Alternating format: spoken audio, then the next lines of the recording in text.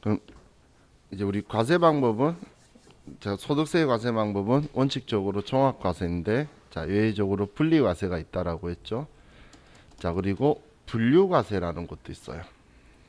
자, 분리과세와 분류과세를 구분 정확하게 하셔야 되는데, 이 분류과세라는 건 뭐냐면 우리 간헐적으로 발생하는 것들 있죠. 우리가 퇴직에 관련된 퇴직금이라든지 혹은 양도에 관련된 양도소득이라든지, 자, 이런 경우는 자주 발생하는 게 아니고 어쩌다 한번 발생한다는 거예요. 예를 들면 여러분들이 회사를 뭐 20년이나 30년간 다녔어요. 그럼 2, 30년간 다녔으면 그만둘 때 퇴직금이 금액이 크겠죠. 그런데 그 퇴직금을 올해 종합과세에다가 같이 집어넣어 버리면 높은 세율의 구간을 맞게 될 거예요. 그러면 높은 세율 구간 맞는다는 건 예를 들어서 막 35%, 40% 이렇게 맞으면 1억 퇴직금 맞는데 4천만 원 세금 낸다는 건 부당하겠죠. 그렇기 때문에 퇴직금은 퇴직금만 가지고 따로 계산을 할 거예요. 따로 계산하고 나머지는 종합과세에 들어가는 건데, 그다음 월급이나 이런 걸 그만두는 달까지는 종합과세에 들어가는 건데 퇴직금은 따로 분류해서 계산하겠다는 거예요. 또 양도소득도 우리가 그 집을 예를 들어서 샀어요. 그러면 내가 그 집을 살 때가 뭐 예를 들어 2000년도였어요. 그럼 2000년도하고 지금 2021년도하고는 당연히 집 가격의 차이는 크게 많이 나겠죠.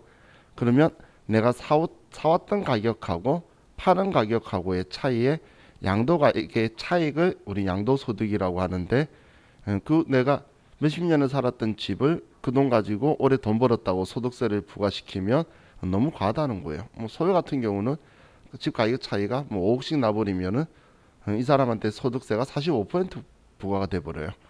그러면 말이 안 되겠죠. 그렇기 때문에 이 양도소득도 양도소득세만 가지고 따로 계산을 할 거예요. 근데 이건 자주 일어나는 게 아니죠. 저 지금까지 태어나서 단 한 번도 부동산으로 양도소득을 가진 적은 한 번도 없어요. 동산 가지고는 이제 장난질라도 조금씩 있는데, 그래서 이건 자주 잘 발생 안 한다는 거예요. 퇴직소득이 자주 발생하는 신기한 사람은 없겠죠. 그렇기 때문에 얘네들은 따로 그냥 이 소득만 가지고 따로따로 계산하는 방법을 가지고 있어서 종합과세에 아예 안 들어오고 분류과세를 한다라고 보시면 돼요. 자, 그럼 우리는 세 가지 이 방법을 사용을 할 건데, 분리과세는 이 종합과세 계산, 종합과세 소득 중에서 따로 계산한 거고, 분류과세는 종합과세에 아예 들어오지 않는 거죠. 그죠? 얘는 종합과세 항목엔 있는데 과세하는데 포함시키지 않는 거고, 얘는 아예 종합과세 속에 들어오지 않는 거니까 성격이 틀리다는 거예요. 자, 그럼 이제 우리 교재 따라가면 지금 이거 설명드린 거고, 자, 개인 단위 주의라고 적혀 있죠. 세금은 우리 소득세는 개인 단위예요. 자, 여러분들이 만약에 친구하고 둘이서 동업을 한다라고 볼게요. 그럼 동업을 하게 되면 거기에서 1년 동안 1억을 벌었어요. 그럼 부가가치세는 사업장 단위로 과세하기 때문에 그 사업장이 1억 벌었으면 1억에 대해서 부가가치세가 1년 동안 부과가 되었을 거예요. 그런데 우리 소득세법은 친구랑 똑같은 지분으로 동업한다 그러면 각각 5천만 원씩 벌었죠. 그러면 각각 5천만 원씩 번 거에 따라서 각각 세금이 부과되는 거예요. 뭐 5명이서 했으면 2천만 원씩 번 걸로 계산될 거고, 높은 구간일수록 높이 많이 받을수록 높은 구간을 받게 되겠죠. 그런데 여러분 주위에 그 세법에 대한 개념을 세법을 무시하고 이런 이야기 하시는 분이 있어요. 돈이 많이 벌리면 세금 많이 나오니까 가족들 같이 들어와서 지분 나눠서 뭐 쪼개면 작게 된다. 뭐 이런 이야기 하시는 분이 있는데, 그분들은 그 세금의 문외한이라고 표현을 해요. 왜냐하면 그 아래 세대 단위 과세 있죠. 이 세대 단위 과세는 원칙적으로 세대 단위 과세가 아니에요.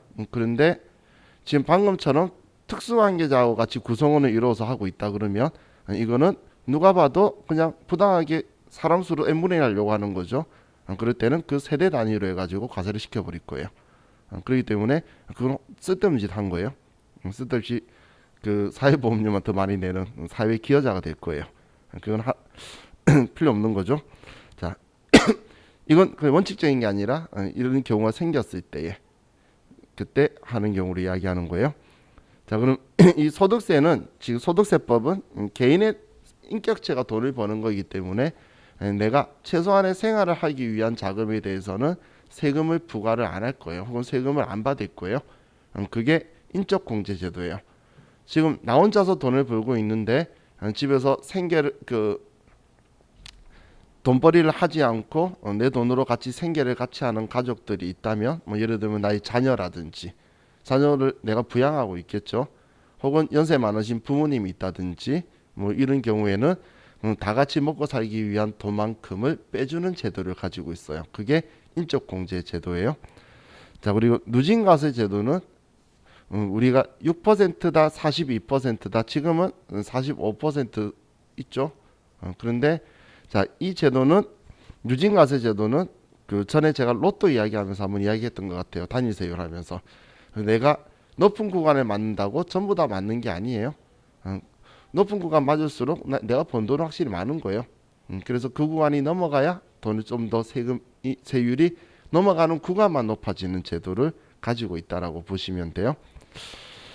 자, 그럼 이제 다음 페이지로 가면 자, 원천징수 대상 소득은 일반적으로 다 원천징수를 하고 주는 거예요. 원천징수라는 건 자, 그 소득을 버는 자가 그 세금에 대해서 좋은 표현으로는 납세에 대한 부담을 줄여주기 위함에 있는데 안 좋은 표현으로 하면 그 소득을 받아간 사람이 세금을 안 낼 확률이 매우 높죠. 그렇기 때문에 지급하는 자에게 그 세금을 징수의 소득의 원천에 대해서 징수를 하고 그리고 나머지 돈만 주고 대신 납부하라는 게 원천징수라고 보시면 돼요. 그럼 원천징수 대상 소득은 이자를 지급하는 사람은 원천징수를 해야 되는 거고 배당을 지급하는 사람도 원천징수를 해야 되는 거고 그리고 근로소득을 지급하는 자도 원천징수를 해야 되는 거고 사업소득은 원칙적으로는 그러니까 일반 사업소득은 원천징수를 할 수가 없는 구조인데 저처럼 인적 영역을 제공을 하거나 그런 경우에는 우리는 원천징수를 하게 될 거고 연금이나 기타도 전부 다 원천징수를 할 거예요. 자, 이건 항목별로 뒤쪽에서 다 볼 거니까 그럼 우리 일반적으로 누군가가 지급하는 자가 있다면 지급하는 자는 그 사람이 돈 받는 거에 대한 세금을 원천징수를 하게 될 거예요. 받는 사람은 나 지금 이 금액 세금 낼 게 아닌데 이런 생각할 필요 없어요. 나중에 종합소득세 신고할 때에 1년치 번 걸 내년 5월달에 계산해서 이렇게 원천징수 당한 금액을 뺀 나머지를 납부하거나 많이 떼었으면 환급 받을 거예요. 그렇기 때문에 일단 원천징수를 한다는 이야기예요. 자, 근로소득의 원천징수 방법은 얘는 간단하게만 지금 보고 뒤쪽에 더 있으니까 자, 여러분들 월급 받으면 당연히 원천징수는 지급한 날 월급일 다음 달 10일까지 원천징수 유행상 신고를 해야 돼요. 그건 뭐 일반 급여자만 하는 게 아니라 모든 소득에 대해서 다음 달 10일까지 하는 게 원칙인데 그럼 근로소득자들은 이제 1년치에 대해서 그 다음 연도 2월 달에 연말정산이라고 하는데 연말정산이라는 건 뭐냐면 연말에 하는 걸 연말정산이라고 하는 게 아니고 얘는 우리 소득세 과세 기간의 마지막 날까지 한 걸 가지고 이걸 그 결정세액을 산출하는 거예요. 진짜 내야 될 세금을 산출하는 걸 연말정산이라고 표현하는 거예요. 자, 그럼 1년 근로자는 여러분들이 생각했을 때에 1년 근로자가 1년 동안 돈을 번 것에 대해서 그 다음 연도 5월 달에 한 번에 합산한다는 게 비현실적이죠. 그리고 1년 근로자는 한 군데서만 일하지 않잖아. 그렇기 때문에 1년 근로자는 그냥 원천징수 한 번만 하고 그리고 그냥 납세 의무를 종결시켜 버릴 거예요. 그럼 방금 제가 한 번 납부하고 납세 의무 종결시키는 걸 어떤 과세라 그랬죠? 원천징수로 납세 의무가 종결되는 걸 그걸 완납적 원천징수고 분리과세라고 이야기했던 거예요. 1년 근로자는 그냥 돈 받을 때에 세금 계산해서 떼이고 나면 그 다음부터는 그 돈에 대해서 세금 낼 필요가 없어요. 그런데 그 1년 근로자는 그 15만 원이 소득 공제가 되기 때문에 15만 원까지는 세금 낼 게 없어요. 그리고 또 15만 원 넘어가더라도 세금이 나오게 되면 최저세율 6%를 받을 건데 예를 들어 20만 원이면 5만 원에 대해서 6%면 3,000원이죠. 근데 거기에서도 또 세액공제 55%를 받아요. 그러면 1,350원인가 밖에 안 돼요. 그 세금이 이제 다음 달 10일까지 신고하도록 된다라고 보시면 돼요. 자, 그럼 원천인수 세액의 납부는 다음 달 10일인데, 그런데 반기 납부라는 게 있어요. 현실적으로 안 하는 게 좋아요. 반기 납부 시작하면 금방 연체돼서 통장 압류당하고 그러더라고, 기업들이. 이거 20인 이하 직원들이 있는 곳에서만 반기 납부 신고가 돼요. 6개월치를 해서 상반기 거는 7월 10일, 하반기 거는 그 다음 연도 1월 10일까지 한 번에 신고하는 건데, 매달 내는 게 부담스러워서 선택했다가 6개월치가 모여서 못 내서 회사가 많이 힘들어지고 기장료 못 받는 거 많이 봤어요. 그렇기 때문에 반기 납부는 가급적 저는 비권하는 스타일이에요. 제 거래처는 단 한 군데도 안 해줬어요. 하고 싶으면 딴 데 가라고 그랬어요. 왜냐면 당하는 거 많이 봤거든. 통장 압류되면 기장료도 우리 사무실에 안 들어오는데 슬픈 사람 자를 수도 없고 서로 관계가 안 좋아져요. 자, 그럼 납세 의무에 대해서 좀 볼게요. 자, 납세 의무자는 우측 페이지에 보면 거주자, 비거주자가 있는데, 먼저 거주자, 비거주자라는 표현은 기준이 우리나라에 산다, 외국에 산다가 아니에요. 이건 우리나라의 6개월 183일을 기준으로 해서 6개월 183일 이상을 우리나라에 주소를 주고 있거나 아니면 거소를 둔 거예요. 주소라는 건 주된 소재지, 거소라는 건 머물러 있는 장소가 우리나라인 경우를 사람을 거주자라고 하는 거고, 그게 아닌 사람을 비거주자. 일반적으로 우리들은 거주자죠. 일반적으로는. 그런데 거주자, 비거주자를 나누는 기준은, 거주자는 우리나라에서 번 돈은 당연히 우리나라 세금 내는데 외국에서 번 돈도 우리나라에 세금을 낼 거예요. 그래서 이제 국내외 모든 소득에 대해서 세금을 내니까 무제한 납세 의무자라고 표현을 하고, 그런데 비거주자는 우리나라에서 번 것만 세금을 내지 외국에서 번 거는 세금을 우리나라에 낼 필요가 없어요. 그게 비거주자예요. 자, 그럼 이제 우리나라 사람, 외국 사람 이런 기준이 아니고 거주지를 기준이라고 했죠. 그래서 예를 들면 스포츠 안 좋아하시는 분도 손흥민이나 류현진 이런 선수 아시죠? 걔네들이 6개월만 우리나라 그 외국에 있으려고 간 게 아니죠. 지금 언제 갔는지 기억도 안 나면 오래 있죠. 그 사람들은 야구공 던지거나 축구공 차가지고 돈 버는 거는 우리나라에 세금 안 내요. 왜냐면 비거주자거든. 그럼 이제 비거주자 의제라고 하는데, 그 사람들이 우리나라에 와서 셰프 짓거나 그렇게 해서 돈 버는 거 있죠. 그건 우리나라에 세금을 내는 거예요. 그게 비거주자예요. 그럼 거꾸로 여러분들 뭐 주위에 보면 우리하고 피부 색깔 다른데 우리나라 와서 일하시는 분들 있죠. 그 H2 비자나 F4 비자나 이런 비자로 오신 분들은 그 비자 발급받을 때가 뭐 1년 아니면 몇 년 이렇게 근로계약서를 가지고 출입국 관리소에서 받는 거예요. 그럼 그분들은 거주자 의제로 해서 외국에서 돈 버는 것도 우리나라에 다 세금을 낸다라는 이야기예요. 그래서 주소지나 거소지의 날짜를 가지고 거주자, 비거주자를 구분한다. 이렇게 생각하시면 돼요. 자, 이제 과세기간은 소득세는 회계기간이나 이런 것처럼 그 어느 기간으로 예외를 두질 않아요.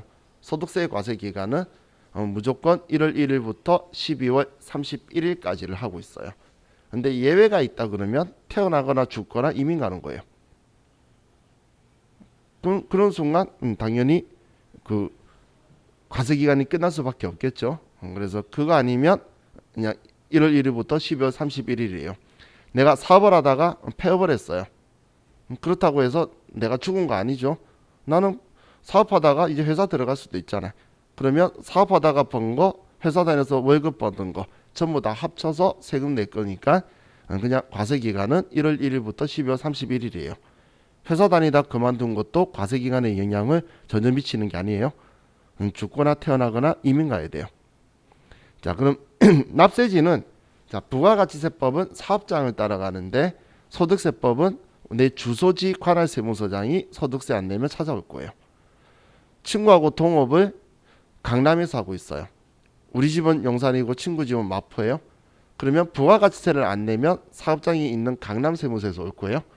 그런데 둘 다 소득세를 안 냈어요. 그럼 제 소득세는 용산세무서, 친구 소득세는 마포세무서에서 올 거라는 거예요. 그래서 소득세법에서는 주소지를 꼭 기록하게 돼 있어요. 그 사람의 귀속자의 관할 세무서가 결정이 되기 때문에 그걸 꼭 써준다라고 보시면 돼요. 그런데 우리 비거주자는 뭐 없겠죠. 일반적으로는. 그러면 우리 국내에 돈을 받게 되면 국내 사업장의 소재지를 주로 가지고 있고, 없으면 돈 지급하는 곳 있죠. 그곳을 따라간다는 게 기본적인 예라고 보시면 돼요. 자, 그럼 이제 276페이지에 가면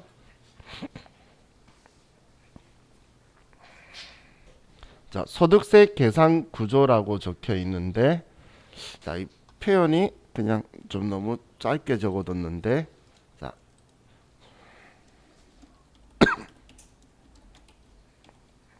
자, 소득세 계산은 먼저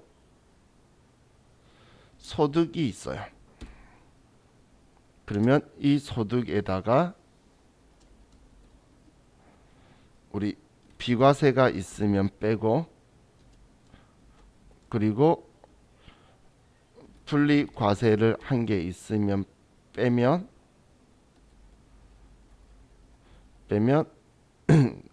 얘가 수익 금액이 돼요.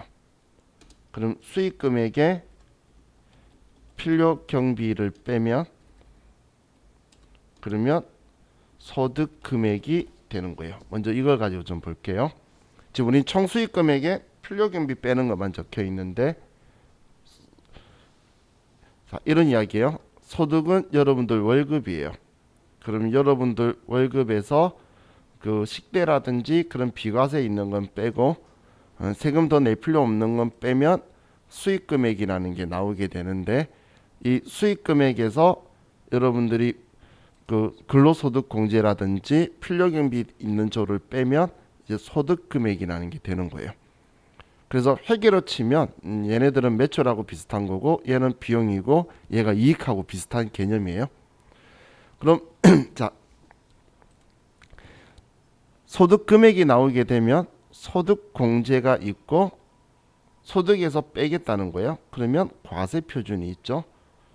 그럼 우리 과세 표준이 부가가치세법에서 뭐라고 제가 설명을 드렸었죠. 모든 세법에 다 있다 했잖아. 그 세법의 세율을 부과해서 세액을 산출할 대상 금액인 거예요. 그럼 지금 우리가 제일 먼저 해야 될 일이 뭐냐면, 자, 우리가 과세 표준을 구해야 돼요. 과세 표준을 구해서 소득 공제까지 빼면, 자, 우리는 과세 표준이 나오게 될 건데, 자, 이 과세 표준이 우리가 원하는 거라서 첫 번째가 우리는 소득에서 소득 금액으로 만들고, 이걸 먼저 공부할 거예요. 지금 제가 표시를 못하니까 지금 저하고 이번 시간에 먼저 이야기할 것, 얘를 이걸로 만드는 걸 볼 거예요. 그리고 나서 소득 공제 공부한 걸 빼면 과세 표준이 돼요. 소득 공제가 우리 인적 공제, 그런 거 앞에 말했던 거 있죠. 우리 가족들 먹고 살기 위해서 빼는 거. 그럼 이 소득이 소득 금액으로 되어 간다는 건 다른 말로 하면, 지금 과세 표준이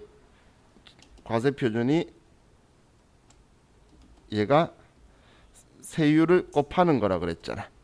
그러면 세율 곱하지 않을 것들, 세금 부과하면 안 되는 거를 우리는 전부 다 빼낸다라고 보시면 돼요.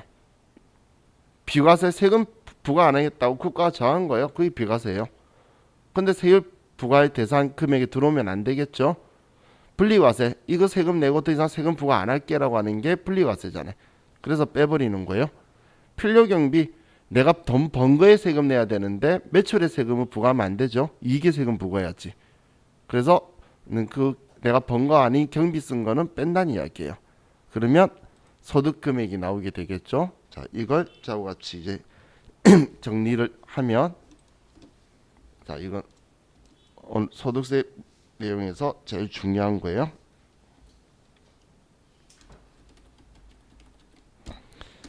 자, 종합소득에서 먼저, 자, 이자 소득이라는 게 있어요.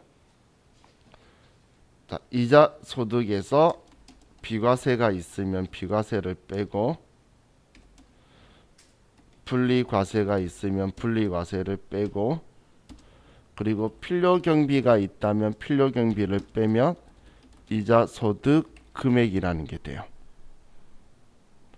그런데 이 이자는 여러분들이 이자를 받는데 필요 경비라는 게 들어갈까요? 이자 받는데 필요 경비라는 게 없겠죠. 그래서 자, 이자 소득은 필요 경비를 인정하지 않는 소득이에요. 다음 배당 소득은 우리는 비과세가 있으면 비과세를 빼고 분리과세가 있으면 분리과세를 빼고 필요 경비가 있으면 필요 경비를 빼고 그로스업이 있으면 그로스업을 더하면 배당 소득 금액이 되는데 지금 제가 이렇게 쭉 쓰려고 하는 게 사업소득, 근로소득, 연금소득, 기타소득 이렇게 이 6개의 소득을 다 합쳐서 과세하는 게 종합소득이에요. 그럼 이 종합소득을 종합소득 금액으로 만들어서 종합과세를 할 거라는 거예요. 세율 곱하는 게 과세하는 작업이죠. 그럼 얘네들을 전부 다 합칠 거란 이야기예요. 얘네들을 앞자를 따서 2배 4근 연기라고 웬만한 쪽 사람들은 다 기억하고 있는데 자 그럼 이 배당 소득도 여러분들이 배당 받는데 필요 경비가 있는 게 아니죠. 돈 넣고 돈 먹기잖아 우스갯소리로. 그래서 얘도 필요 경비가 없는 소득이에요. 그럼 자 여기에서 그럼 참고로 참고예요. 참고 아니고 별개로 자 우리는 금융소득이라는 표현이 있는데 금융소득은 이자소득과 배당소득을 합친 거예요. 합쳐서 금융소득이라는 표현을 쓰고 이 금융소득은 필요 경비를 인정하지 않는다는 거예요.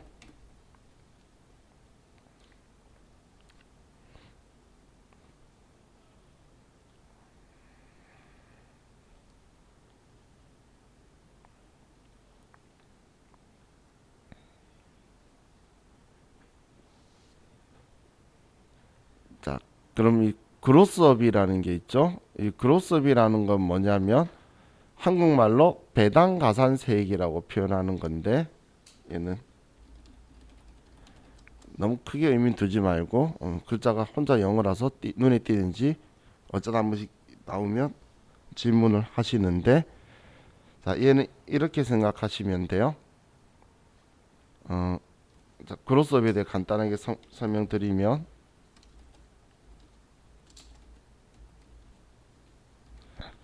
자 내가 개인인데 A 법인의 주주라고 볼게요.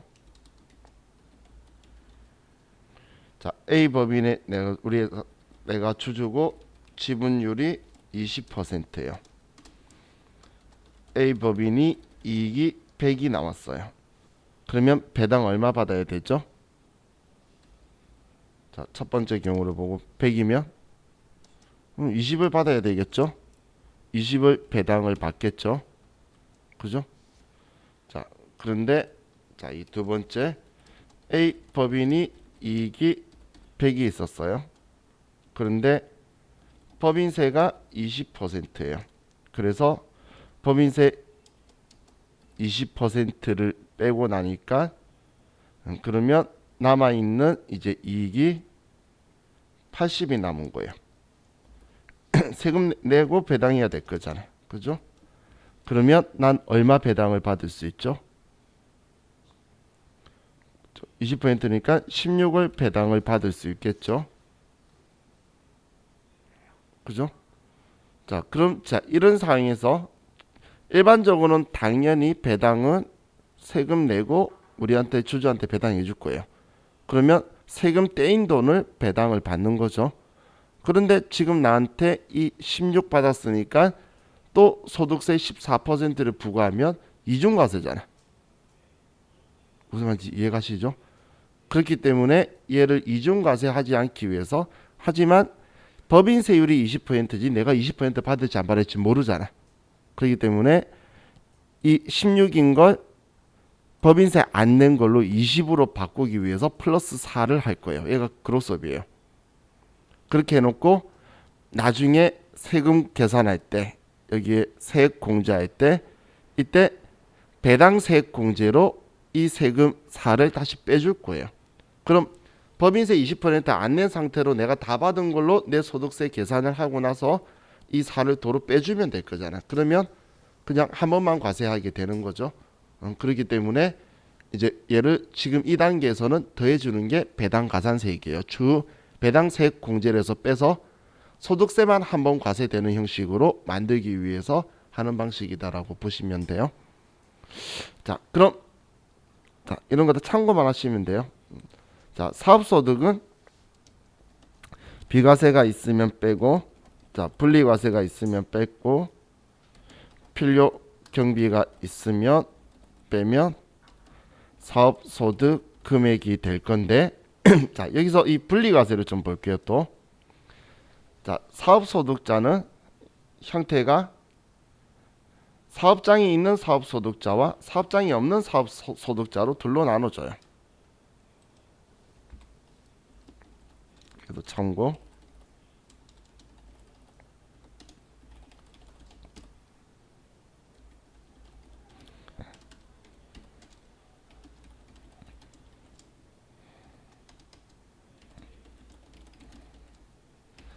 자, 사업장이 없는 형태라는 건 저처럼 이런 인적 용역을 계속적 반복적으로 제공을 하고 받는 사람을 사업소득자라 그래요. 저는 이 학원의 근로소득자 관계는 이미 옛날에 끝내버리고 사업소득자로 받고 있어요. 그런데 저도 그럼 사업소득자인데 여러분들이 옷가게라든지 이렇게 근처에 있는 사업장을 가지고 있는 분도 사업소득자예요. 그럼 사업장이 없는 사업소득자는 우리 그 돈을 받을 때에 원천징수를 당해요. 이때는 지급자가 원천징수 3%를 징수를 하고, 그리고 나서 나중에 나는 이거에 대해서 우리 종합소득세 신고를 통해서 우리 확정 신고를 하게 돼요. 지금 제가 3%라고 말한 건 국세고 지방소득세 때문에 3.3%라고 이야기를 많이들 하시는데 지금 우리 소득세만 이야기하니까 3%를 징수를 해요. 그럼 지금 저도 이 돈을 받을 때 3.3%를 떼이고 나서 내년에 종합소득세 신고하면서 올해 1년 동안 번 거를 정리하고 많이 떼인 걸 국가한테 돌려받는 방식을 써요. 그럼 지금 이 사안 같은 경우는 내가 3% 내고 내 세금 내는 게 끝이야라는 건 나도 인정 못하고 국가도 인정 못해요. 왜냐면 더 내야 될 수도 있는 거거든. 그렇기 때문에 제가 1년 동안 1억을 버는지 2억을 버는지 3억을 버는지는 국가는 모르겠죠. 그렇기 때문에 3% 가지고는 부족할지 많을지 모른다는 거예요. 그래서 확정신고를 꼭 해야 되니까 얘는 예납적 원천징수죠. 이걸로 납세이면 끝나는 게 아니잖아요. 그래서 사업장이 없는 자는 완납적 원천징수를 할 수가 없는데, 그럼 사업장이 있는 자를 볼게요. 사업장이 있는 사람이, 여러분이 예를 들어서 장난감을 팔아요. 그런데 그러면 장난감을 팔면서 돈을 누가 여러분한테 월급이라고 아니면 이렇게 돈을 지급을 하는 건가요? 여러분이 소득을 창출해 놔요. 소득을 창출하죠. 예를 들어 5만 원에 사온 물건을 10만 원에 팔면 5만 원 남기는 거고 7만 원에 팔면 2만 원 남기는 거잖아요. 그럼 그 2만 원 남긴다, 5만 원 남긴다는 소득을 여러분이 창출을 하는 거지 누가 지급하는 게 아니죠. 이 사업장이 있는 자는 지급자가 없어요. 그렇기 때문에 지급자가 없다는 말은 다른 말로 하면 원천징수자가 의무자가 없다는 거예요. 그럼 원천징수를 당할 수가 없죠. 내가 돈 얼마 남기는지를 알 수가 없기 때문에. 그렇기 때문에 사업장이 없는 자는 분리과세라는 말을 아는 사람은 당연히 불가능하다는 걸 알겠죠. 원천징수 당해야 더 이상 세금 내지 마 이야기할 건데 이 사람은 자기 번 돈에 대해서 세금을 낸 적이 없어요.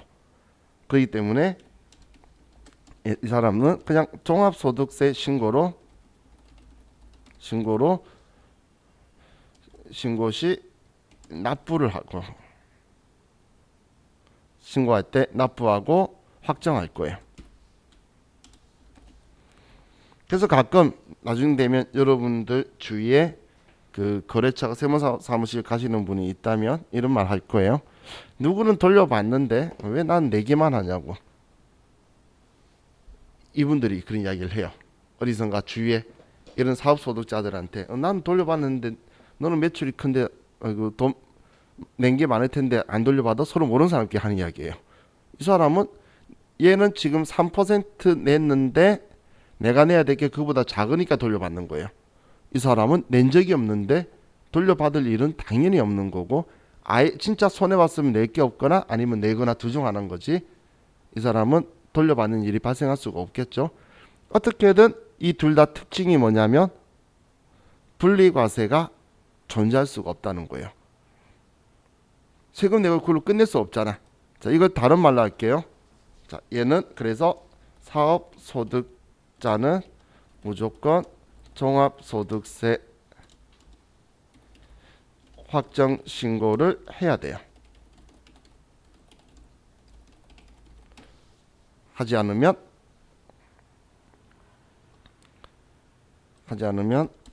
문제가 발생을 하겠죠.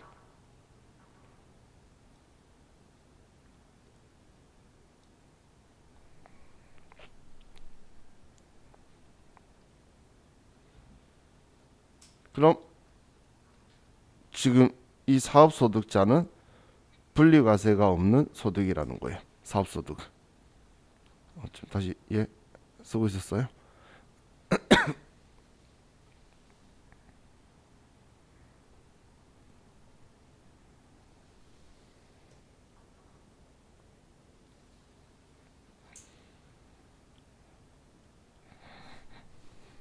자,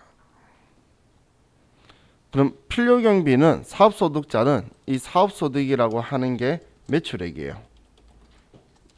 매출액. 그럼 매출액이 돈 번 게 아니죠.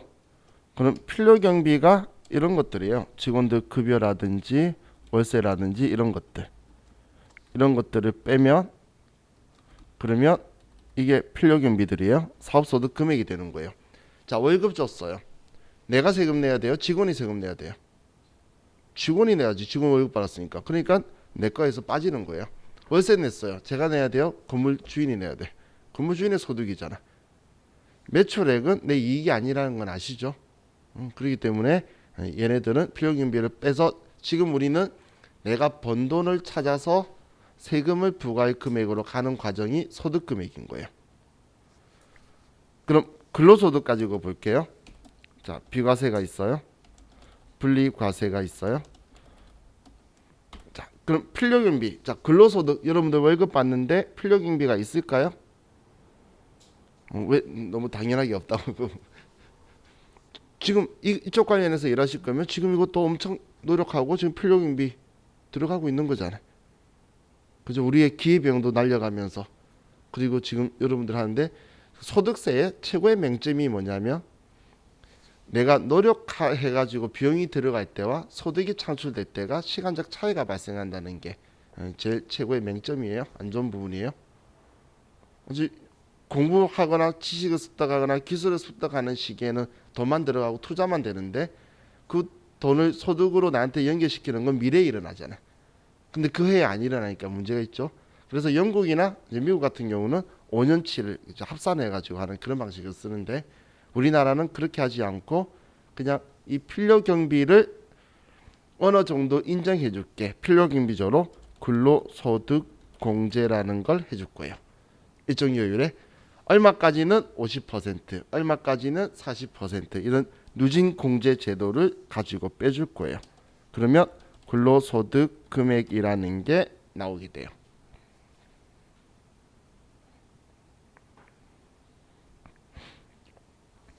자, 필요경비조로 입장하기가 적절하지가 않죠. 그렇기 때문에 얘를 이제 빼줄 거고, 연금소득도 비과세가 있으면 빼고 분리과세가 있으면 빼는데, 자, 연금 받는데도 필요경비가 있나요? 있지. 자, 지금 연금, 국민연금 이런 거 내고 싶나요? 왜 안 내고 싶죠? 왜냐하면 지금 그걸 미래의 효익보다 지금 당장 나한테 필요한 거, 예를 들어서 내가 10% 이자 내고 있어요. 국민연금 이자율 해봐야 미래에 일어날 일이고 현재 가치로 돌렸을 때에 나한테 기회비용은 엄청나게 날리죠. 그래서 안 내고 싶은데 강제로 떼이고 있잖아. 그죠? 한마디로 여러분들은 티는 안 나지만 기회비용부터 많은 것들이 나가고 있는 거예요. 그렇기 때문에 얘도 일정 여율의 연금소득 공제를 해줄 거예요. 그러면 연금소득 금액이 되게 될 거예요. 우스갯소리로 저희 어머니가 아직까지 보험 일을 하고 계세요. 제가 중학교 때부터 하셨는데 휴대폰이 막 생기기 전부터 하시다가 휴대폰 생겼을 때 하셨으니까 엄청 오래되셨죠. 저는 삼성화재 슈퍼 VIP예요. 거기서 한 달에 200~300 빼가니까 저한테. 근데 그중에 이제 연금도 있고 뭐 많이 있는데, 어머니가 연금을 전 옛날에 넣어가지고 그 20년짜리가 끝났어요. 힘들어 죽는 줄 알았어. 못 내면 어머니가 우리 아들 힘드냐고 전화가 오니까 친구한테 빌려쓰라고 냈거든. 어릴 때 돈 못 벌고 갈 때는. 근데 20년이 끝나니까 어머니가 또, 지금은 이제 나이인데 옛날에는 20년 30년 이런 식이었었어요. 그래서 저 지금 한 개 끝나고 또 다른 거 들어가 있는데, 어느 순간 어머니가 그 소리 하시더라고. 연금은 수익률이 국민연금이 제일 높다. 그 이야기를 올해 총과 작년 말에 하시더라고. 지금까지 삼성화재 개인연금 넣고 있었는데 난 국민연금 안 내려고 영을 쓰고 있는 사람이었는데, 어머니가 국민연금이 모든 대한민국에 있는 연금에도 못 이겨 나가는 수익률이라고 이야기하시더라고. 그러니까 받는 사람의. 그렇다고 우리 아들 여윳돈 있으면 국민연금 더 낼 수 있으니까 그거 내라는 이야기를 이제 하시더라고. 그렇지 않았으면 한 달에 50만 원, 100만 원을 국민연금에 넣지. 그죠? 난 삼성화재. 물론 저는 어머니가 수당 타셔라고 이제 그렇게 넣은 거니까, 유지하는 거에 대해서 받으시니까 신경 안 쓰고 딴 이유보다 좋다 생각하고 있는 건데, 다른 분들은 국민연금이 좋대요. 근데 뭐 보면하시는 저희 어머니도 그런 말 하는 거 봤을 때는 진짜 좋은가 보죠. 그죠? 저희 어머니 옛날에 30년 넘으셨어요. 옛날에 정직원으로 보험 설계원 할 때부터 하다가 계속 소유거리로 일 안 하면 노망 든다고 어머니가 그랬다고 치매 걸린다고 일을 하시긴 계시는데, 근데 좋대요. 연금 나오니까 국민연금 좋대요. 수익률은. 우스갯소리, 저희 어머니 그만두시면 나 삼성화재 전부 다 뺄 거예요.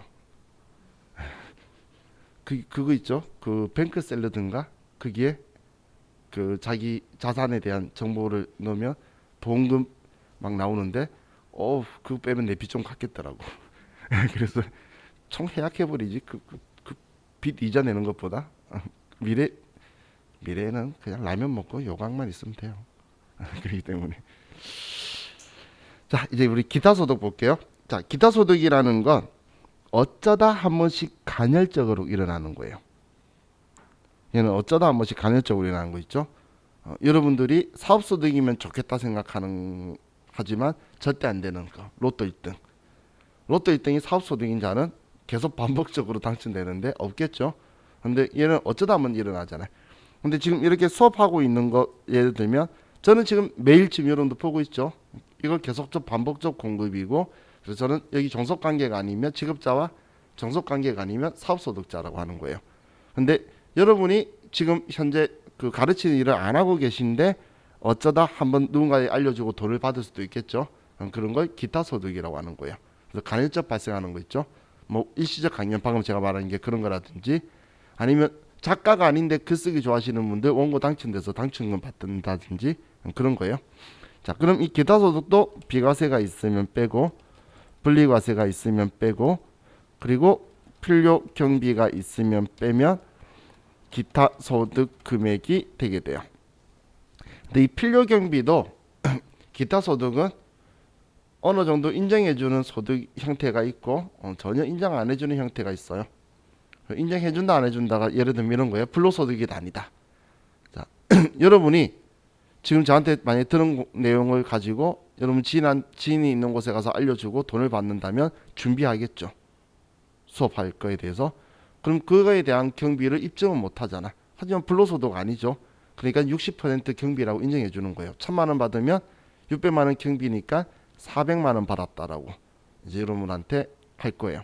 그렇게 해서 세금 부과하는 방식인데, 자, 로또 1등 됐어요. 필요경비가 뭐 들어가나요? 일단 불로소득이라는 걸 알겠죠? 그러면 실제 필요경비를 빼요. 1,000원. 1,000원 주고 사잖아요. 그러면 1,000원 빼고 계산하는 거예요. 그런 게 이제 필요경비의 추정 필요경비도 인정하고. 그래서 세법은 여러분들이 알면 알수록 합리적으로 되어 있어요. 근데 이제 모르는 만큼 비합리적으로 보인다는 것도 저는 인정을 해요. 알면 아는 만큼 합리적인데, 그래서 알면 아는 만큼 피해간다라는 이야기하는 게, 내가 합리적으로 정해진 국가의 법의 규정이 있잖아요. 그럼 그 틀에서 어떤 라인으로 움직일 거냐를 내가 선택을 안 하고 한 길로만 던져놨기 때문에 좀 부당하다고 느낌을 가질 수가 있고, 나와 비교 대상이 아닌 과세소득원인 사람하고 비교하고 있어서 부당하다고 오해를 하는 거예요. 사업소득으로 할 거냐 근로소득 할 거냐, 여러분은 선택을 어떻게 할지 모르죠. 그 기준도 잡아야지. 저는 이거 하자고 한 걸 싫다고 이걸로 지금 계속 버티고 있는 사람인데, 그건 서로 자기가 어느 쪽이 득이 높은지를 이제 같이 자기가 판단을 하는 거예요. 물론 세금만 계산하면 안 돼요. 조세 전략은 실패하는 경우가 많아요. 경영에서는 이것만 따르면 다 같이 가는 거지. 자, 그럼 이제 여기에서 여러분들이, 자, 오늘 제일 중요한 거예요. 내일도 중요하고, 내일도 볼 거고, 모레도 볼 거고, 계속 볼 거고, 시험 볼 때도 볼 용어. 소득과 소득금액. 자, 소득이라는 표현하고 소득금액이라는 표현하고는 완전 다른 거예요. 자, 이쪽이 이자소득금액, 배당소득금액, 사업소득금액, 근로소득금액, 연금소득금액, 기타소득금액, 얘네들을 다 합쳐서 종합소득금액이라고 하는 거예요. 종합소득금액. 그럼 이 종합소득금액이 우리한테는 엄청 중요한 거예요. 소득은 시작이야. 근로소득, 얘는 그냥 총급여라고 불러요. 월급이에요. 월급. 그러면 여러분들은 소득을 주면 소득금액으로 만들 수가 있어야 된다는 이야기예요.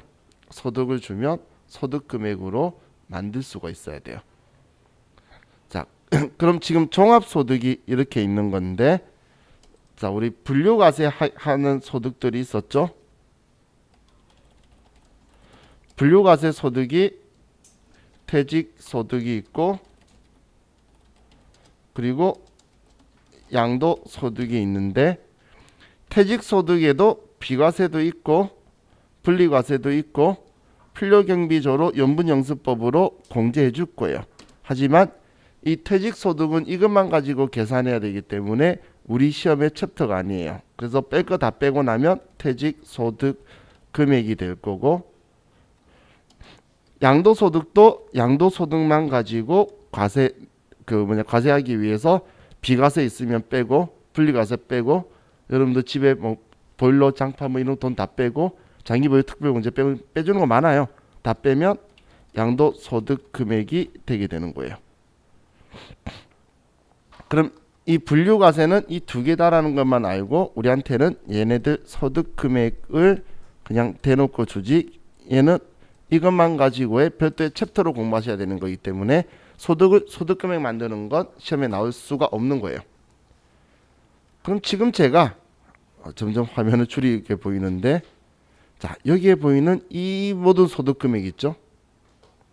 종합소득 금액은 여기서부터 여기까지예요. 얘는 별개예요. 별개. 그죠? 종합소득 금액은 여기까지. 얘가 종합소득이잖아. 그러면 얘네들을 다 더한 거예요. 얘네들. 자, 그럼 이제 여러분이 기억하셔야 될 게 종합소득 금액 더하기 퇴직소득 금액 더하기 양도소득 금액, 이렇게 한 합이, 이 합이 연 100만 원 이하인 경우 소득이 없는 것으로 간주를 해요. 1년에 100만 원 뺄 거 다 뺏는 게, 이 종합소득 금액이 방금 이자, 배당, 사업, 근로, 연금, 기타 이 5개 합친 거, 6개 합친 거 하고 퇴직, 양도 다 합친 게 연 100만 원 이하면 소득이 없는 자다. 누군가에게 빌붙어 있거나 아니면 빌붙어는 표현 좀 그렇죠. 누군가의 부양을 받고 있거나 아니면 국가의 지원을 받고 있다라고 표현할 거예요. 여러분들 자녀 그 아기가 1년 동안 소득 금액 100만 원이 넘지 않겠죠. 아르바이트에서 한 달에 30만 원 벌면 그거 가지고는 1년 소득 금액이 0이에요. 그러면 지금 우리 부모님이 뭐 얼마를 벌고 있다. 근데 소유거래 하시면 내가 용돈도 드리고 모시고 살고 집에 생긴 다 내가 줘. 그럼 내가 부양한 거로 보는 기준에 얘가 들어간다는 이야기예요.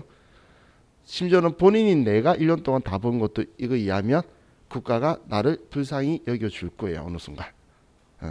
1년 잠시 가지고는 안 하지만 2년 연속 3년 연속 증빙하라 그럴 거예요. 자, 그게 자, 기준이에요. 그럼 지금 우리한테는 이게 엄청 중요해요. 제가 별 3개 붙여놨죠. 이것 때문에 계속 얘네들 이야기를 할 거예요. 저하고. 왜냐하면 내 거는 내 거대로 컴퓨터가 계산해 주는데 가족 거는 여러분이 계산해야 돼요. 그럼 가족이 돈이 번다 안 번다가 얘가 기준이 돼요. 가족이 이것보다 돈 더 벌면 내가 부양하는 게 아니고 그냥 같이 사는 거. 근데 가족이 이것보다 돈을 못 벌면 내가 내 월급 가지고 같이 사는 사람, 이런 식으로 판정할 거기 때문에, 그럼 이제 내일 저와 같이 이야기하는 건 여러분들이 회사 다니시면 본인이 연말정산할 때에 필요한 이제 내용들을 이제 제가 내일 설명드린다고 보시면 돼요.